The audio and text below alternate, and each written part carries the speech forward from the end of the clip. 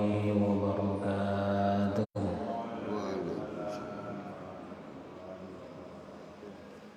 Al-Fatihah.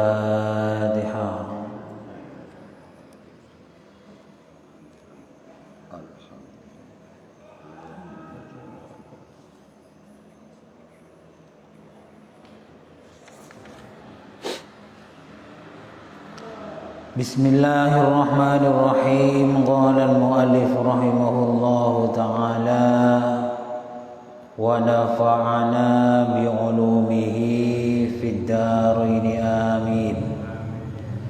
Masih di bab ikhlas dan niat yang benar, bagian yang ke-6. Kemarin sudah dijelaskan menurut hadis muttafaqun alaih, orang yang ikhlas menyempurnakan wudhunya kemudian datang ke masjid. Datang ke masjid tujuannya ikhlas, tidak ada niatan yang lain, hanya untuk ingin sholat berjamaah. Ini perhatikannya baik-baik ya, biar tambah semangat sholat berjamaah di masjid. Orang yang seperti ini setiap langkahnya diangkat derajatnya oleh Allah. Satu langkah diangkat derajatnya oleh Allah, satu langkah diangkat derajatnya oleh Allah. Kemudian yang kedua, dihapus dosanya setiap langkah. Setiap langkah dihapus dosanya. Kemudian masuk masjid. Sampai di masjid disambut oleh para malaikat. Disanjung, disambut oleh para malaikat dan didoakan oleh malaikat selama ada di masjid. Apa doanya? Doanya malaikat untuk yang datang ke masjid untuk sholat berjamaah. Satu, rahmatilah dia ya Allah. Jadi oleh malaikat dimintai rahmat kepada Allah. Kemudian dimintakan ampunan oleh Allah. Dimintakan diterima taubatnya oleh Allah Subhanahu wa ta'ala. Nah, ketika sholat berjamaah selesai, dia mendapatkan 20 derajat. Per derajat tingginya jaraknya sekitar perjalanan 500 tahun. Luar biasa. Ini satu kali sholat ini ya. Kalau 5 kali sholat, wah luar biasa. Makanya kadang-kadang kita ini dibohongi atau cocok setan ya, dicocok setan untuk tidak datang ke masjid. Padahal pahalanya itu obral luar biasa, bonusnya banyak jika datang untuk sholat berjamaah di masjid. Cuman setannya luar biasa juga, obral janji, obral penipuan kepada kita agar supaya kita ini malas untuk datang ke masjid. Sama ya, sama, walaupun saya juga sama ya, ada setannya juga. Kalau subuh itu ya ada setannya juga ya, kadang malas. Apalagi ketika dingin, hujan, wes ngerenyep setannya itu atau bawaannya. Sama, kita juga ada setannya semua. Itu dibohongi oleh setan. Udah tidur saja gitu. Tapi kalau kita membiasakan diri, itu diterobos. Bangun, setannya mulai mengurang. Ambil air wudhu, setannya mulai berkurang. Kemudian sholat, setannya amblas, wes lari. Jadi begitu, harus dilawan ini.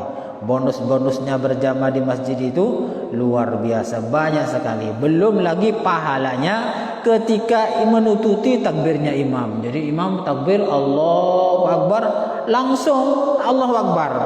Nggak nunggu lama. Kemudian apalagi ditambah rapat barisannya. Kemudian ditambah lagi wiridannya setelah sholat. Baca ayat kursi, baca subhanallah, alhamdulillah, Allahu Akbar, wes luar biasa. Makanya sering-seringlah berjamaah di masjid. Bonusnya pahala, obralnya pahala itu banyak. Makanya setan itu selalu mengajak kita untuk tidak ngaji ya, tidak ngaji, biar tidak tahu apa-apa tentang masalah pahala berjamaah di masjid. Biar tidak tahu informasi, diberi malas untuk ngaji. Akhirnya setelah malas ngaji, tidak tahu apa-apa. pahala-pahala yang diobrak oleh Allah Subhanahu wa taala ketika sholat berjamaah ke masjid. Coba malaikat itu menyambut ketika naik ke masjid, itu malaikat sudah menyambut kepada kita. Nyambutnya dengan mendoakan, ya Allah, berilah rahmat dia, ampuni dia, terima tobatnya.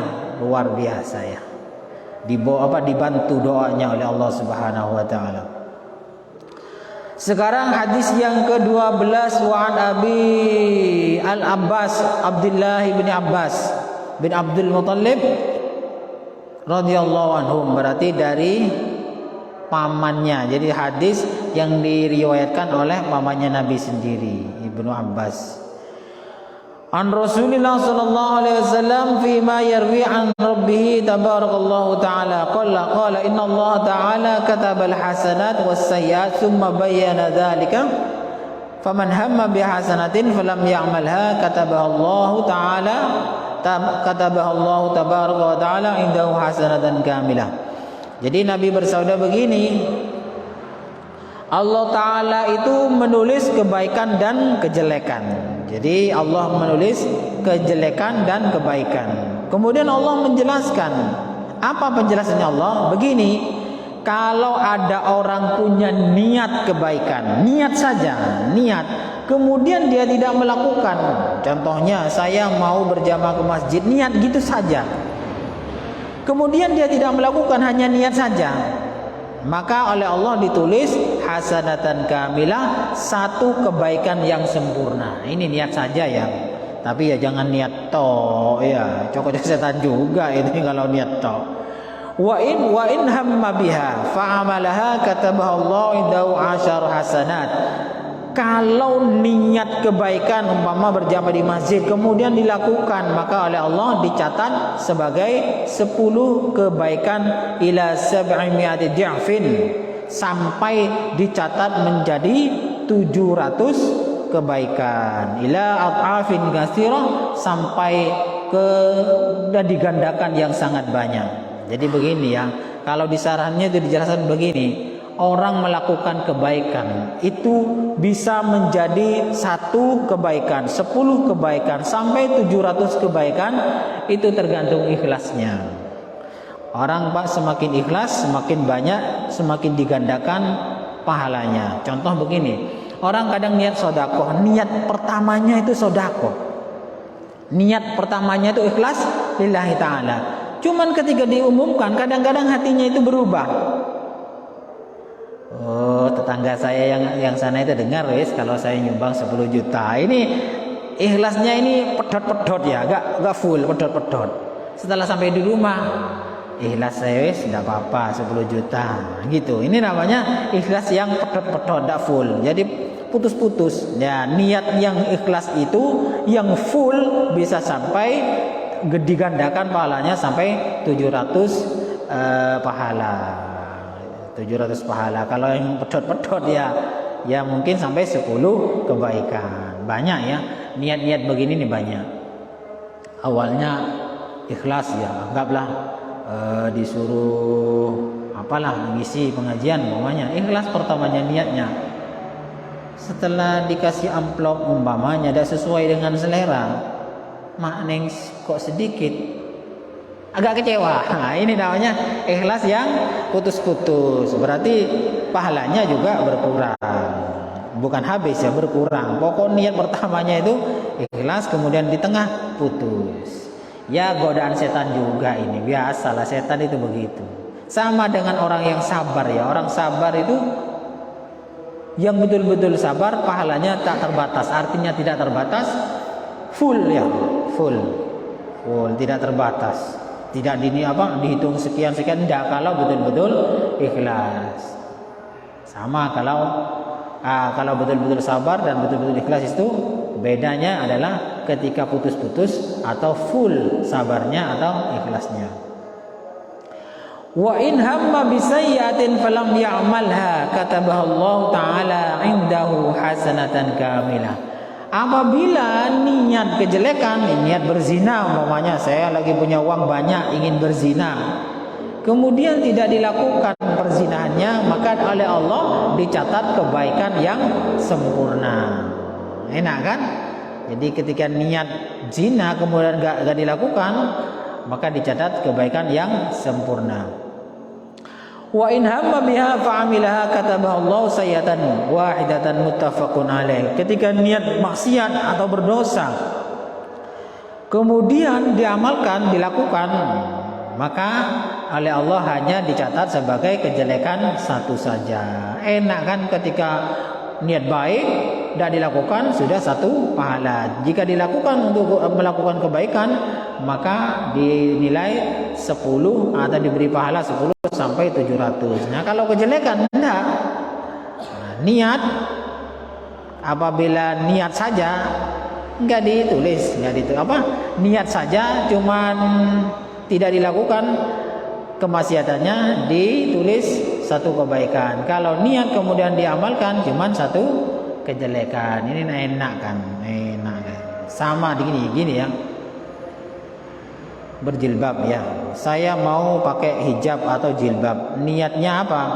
Niatnya biar kelihatan lebih keren, lebih cantik. Ini bisa haram loh ya. Bisa dosa maksudnya. Bisa dosa. Kenapa? Karena niatnya bukan karena Allah Ta'ala. Atau begini, saya tutup aurat karena apa? Karena ingin sama seperti tetangga ya. Takut dikatakan orang perempuan jelek. Nah, ini juga tidak benar ini. Jadi lebih takut dinilai jelek daripada takut kepada Allah. Yang benar bagaimana? Ya semuanya amal soleh niati lillahi ta'ala karena Allah Ta'ala. Tidak usah niat-niat yang lain. Seperti juga sodakoh berkatanya. Yang bagus kuenya umpamanya, yang bagus berkatnya, biar ini tetangga itu kagum. Nah, ini sudah salah ya. Pahalanya tidak ada, kuenya hilang ya. Atau niat biar tidak kalah dengan tetangga sebelah yang bagus, tak nyaman tetangga, penyaman jajanan ya. Jangan begitu ya, mulai sekarang berubah ya. Biar tidak hilang 2 kali ya, pahalanya hilang, pesannya hilang, kuenya hilang. Yes. Makanya niat tata yang baik. Sama juga haji, umroh, niatnya yang benar. Jangan niat ingin dipuji orang. Disinilah nilai pentingnya ikhlas, niat yang benar, niat karena Allah Ta'ala. Kalau niat-niat yang lain, ya sudah hilang, hangus semuanya. Siapa saja yang melakukan sesuatu atau kebaikan yang tidak ikhlas pasti akan hangus pahalanya. Hadis yang ke-13 an Abi Abdurrahman Abdullah bin Umar radhiyallahu anhuma. Ini dengarkan baik-baik ini. Kekuatannya ikhlas itu terbukti di dunia ya. Ini Rasulullah bercerita bahwa ada 3 orang yang mempunyai amal ikhlas satu saja. Cuman manfaatnya itu bisa dipakai di dunia. Jangankan di akhirat, di dunia itu bisa dipakai. 3 orang ini suatu ketika orang soleh ini berjalan, kemudian berteduh di gua. Ada yang mengatakan berteduhnya itu karena kehujanan. Jadi kehujanan, ada yang mengatakan capek tidur di dalam gua. 3 orang ini bukti ikhlas itu luar biasa, bisa dipakai di dunia. Jangankan di akhirat, di dunia itu sudah bermanfaat. 3 orang ini yang pertama. Setelah masuk ke gua, tiba-tiba gua itu kejatuhan batu yang sangat besar sampai menutupi pintu gua. Jadi agak longsor batu besar kemudian menutupi pintu gua. Akhirnya tertutup di dalam, tidak bisa keluar. Setelah tidak bisa keluar, rembukan 3 orang ini. Saudaraku, kita ini tidak bisa keluar sekarang. Didorong ini batunya terlalu besar, tidak bisa sakti ini. Ya harus apa? Harus mengeluarkan kesaktian yang lain. Akhirnya disuruhlah orang yang pertama. Orang pertama ini berdoa kepada Allah, ya Allah, saya setiap hari ya Allah memeras susu. Setiap hari saya memeras susu dan saya punya orang tua 2. Saya punya anak, punya istri dan lain sebagainya. Tapi saya setiap hari tidak pernah memberikan susu kan perasaan saya itu kepada keluarga saya, istri dan anak saya, kecuali kepada orang tua saya dulu. Jadi didahulukan orang tuanya. Jadi mendahulukan orang tuanya setiap memberi susu kepada keluarganya. Suatu ketika si orang pertama ini terlambat memberi susu kepada orang tuanya. Orang tuanya ternyata sudah tidur. Setelah datang ternyata orang tuanya tidur. Jadi susunya itu tetap diletakkan di sampingnya orang tuanya yang sedang tidur itu ditunggu sampai bangun. Tidak kemudian, wah ayah ibu saya sudah tidur, saya kasihkan istri dulu, saya kasihkan anak dulu. Enggak, ditunggu sampai bangun. Ternyata bangunnya subuh, mulai habis isya sampai subuh. Akhirnya susu itu diminumkan. Jadi ini namanya berbakti kepada orang tua. Mendahulukan orang tua juga termasuk berbakti ya. Mendahulukan kepada orang tua. Kemudian orang ini berdoa kepada Allah. Ya Allah, saya melakukan ini ikhlas lillahi ta'ala kepadamu. Tidak ada niatan ini dan itu. Kalau memang ini amal yang diterima olehmu ya Allah, tolong geser batu yang sangat besar ini ya Allah. Akhirnya Allah langsung mengabulkan, bergeser batu itu. Gitu. Menesotok pakai pego tidak bisa, ini tetap berat ini. Jadi doanya orang ikhlas itu mantap ya, top chair ya. Karena kita tidak pernah ini terlalu ikhlasnya masih putus-putus, ya doanya juga putus-putus ini. Jadi langsung bergeser batu besar. Wah, belum bisa keluar ini kayaknya, kata yang lain. Ayo coba yang lain doa juga. Akhirnya yang nomor 2 berdoa juga. Yang nomor 2 ini orang laki-laki yang mempunyai sepupu cantik dan dia sangat mencintai. Jadi jatuh cinta sama sepupunya perempuan. Dan suatu ketika si perempuan ini datang kepada laki-laki ini untuk apa ya? Ya datang untuk kebutuhan lah. Datang kemudian diajak untuk berzina oleh sepupu lakinya. Namun si perempuan ini tidak mau menolak, akhirnya pergi. Nah, suatu ketika beberapa tahun kemudian sepupu perempuan ini datang lagi butuh uang, butuh dana untuk buat makan. Setelah datang butuh uang, kemudian yang laki-laki ini mengatakan, "Ya, asalkan kamu mau saya zinai, saya kasih ini uang 100 dinar." Akhirnya perempuan ini mau untuk dizinai. Asalkan dikasih uang 100 dinar. Dikasih uang 100 dinar, diterima. Setelah semuanya dibuka bajunya si perempuan ini dan laki-laki itu mau menzinai. Kalau di anunya itu sudah ini ya, apa ya, antar paha itu sudah nyentuh ya, paha laki-laki dan paha perempuannya sudah nyentuh, sudah siap ini, tinggal gas lah, kasarnya tinggal gas. Kemudian perempuan ini mengatakan, "Jangan kau hilangkan keperawanan saya dengan cara yang tidak halal." Begitu. Jangan kau hilangkan keperawanan saya dengan cara yang tidak halal. Yang laki-laki yang ngasih uang tadi langsung terkejut. Takutlah kepada Allah, kata si perempuan itu. Tambah terkejut. Akhirnya gagal. Yang awalnya sudah tinggal action, tinggal memasukkan, karena paha ketemu paha sudah nyentuh. Akhirnya berkata astagfirullah. Akhirnya berhenti laki-laki ini. Nah, laki-laki yang kedua ini kemudian berdoa kepada Allah, "Ya Allah, saya dulu meninggalkan zina karena takut kepadamu ya Allah. Kalau memang ini amal ikhlas saya ini, meninggalkan maksiat ini diterima olehmu, tolong ya Allah, saya tawassul dengan amal ini, bukakan batu yang ada di pintu gua ini agar supaya kita bisa keluar." Geser sedikit, gitu. Ya, luar biasa kan ya. Ikhlas itu bisa dipakai di dunia ya, bukan hanya di akhirat. Di dunia sudah bermanfaat. Akhirnya dipikir-pikir, wah ini belum selesai, ini belum bisa keluar kita. Kurang sedikit.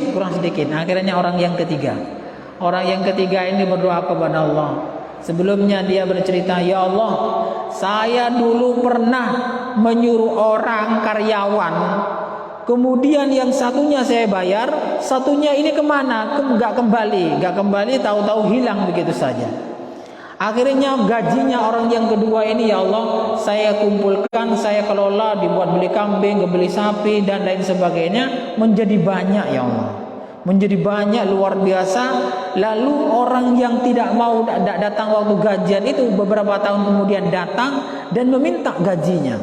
Minta kepada saya gajinya untuk diberikan.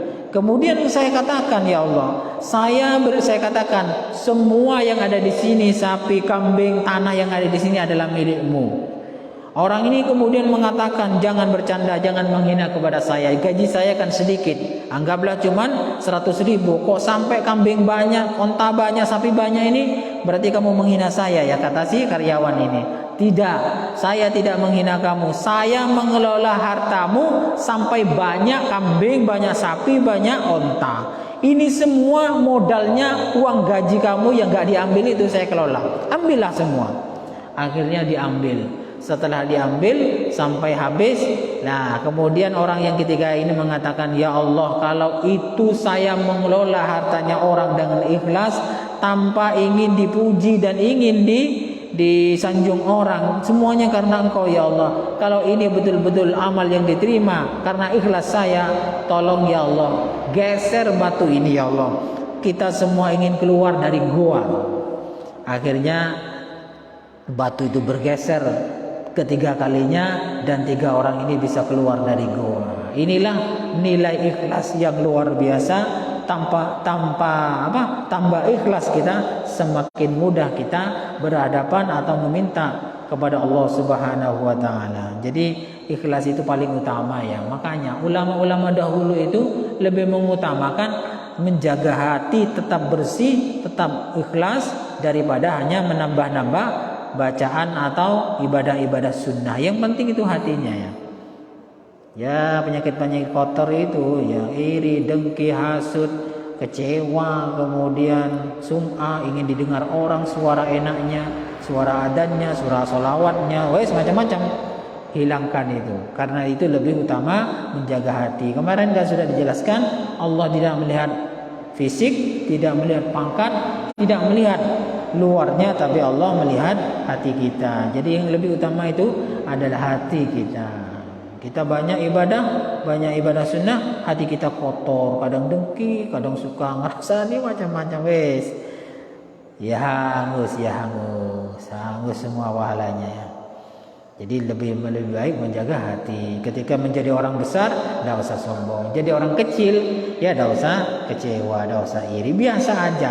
Jadi bahasanya itu yang paling enak, biasa aja. Mau jadi orang kaya itu tidak sombong, menjadi orang miskin ya tidak kecewa, biasa aja. Jadi orang tokoh berpengaruh ya biasa aja, tidak ujub, tidak sombong. Jadi orang nggak berpengaruh ya biasa aja. Ya tidak kecewa, ya tidak iri, tidak dengki. Cukup sekian dulu, kurang lebihnya saya mohon maaf. Mudah-mudahan bermanfaat. Wallahu a'lam bishawab. Al-Fatihah.